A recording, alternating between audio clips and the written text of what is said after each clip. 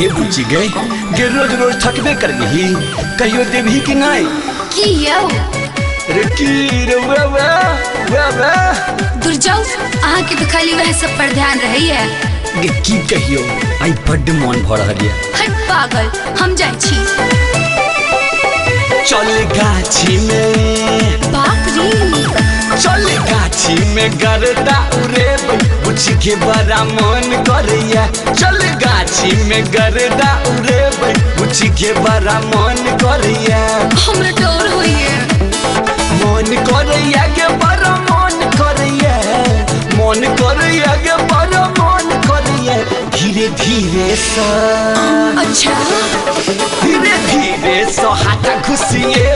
बुझ के बड़ा मन करैया चल गाछी में गरदा उरे बुझ के बड़ा मन करैया क्यों देख ले हमने जे आहा सब सुन रहे छी नैना म्यूजिक की प्रस्तुति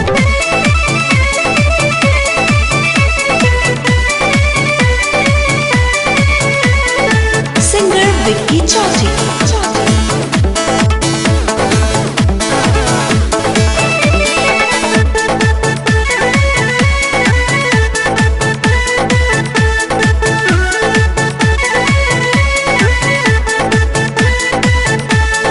चढ़ल जवानी लागो तूफानी काट दे हमरो जानी के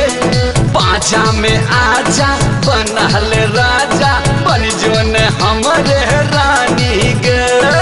छोड़ो ने हमरा जाय दियो हाँ चढ़ल जवानी लागो तूफानी काट न दे हमरो जानी के पाछा में आजा बनल राजा बन जो न हमारे रानी के चल जंगल में चल जंगल में मंगल करे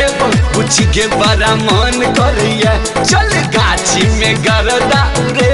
कुछ के बड़ा मन करिए मन करिए के बड़ी मन करिए मन करिए के बड़ी मन करिए धीरे धीरे सा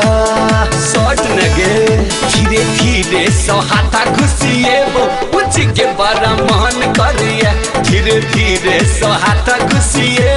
बुझ के बड़ा मन करिए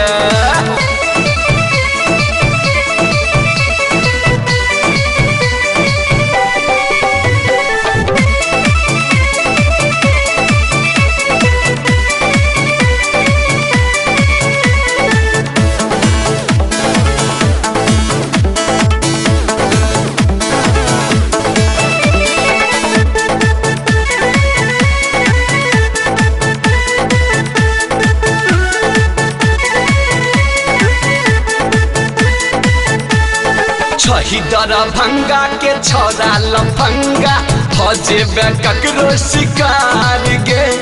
बिक्की के बात माने कोना हमें चले करबो तोरा खूब प्यार गे दरभंगा के छोरा लफंगा फौजे ककरो शिकार गे राकेश के बात माने कोना हमें चले करबो तोरा खूब प्यार गे हले हले सा हले हले सा लहंगा उठेबो उची के बड़ा मन करिया धीरे धीरे सब हाथा घुसिएबो उची के बड़ा मन करिया मन करिया गो बड़ा मन करिया मन करिया गो बड़ा मन करिया चल गाछी में माइंड न गए चल गाछी में गरदा उड़ेब बुझ के बड़ा मन करिया चल गाछी में गरदा उड़ेब बुझ के बड़ा मन करिया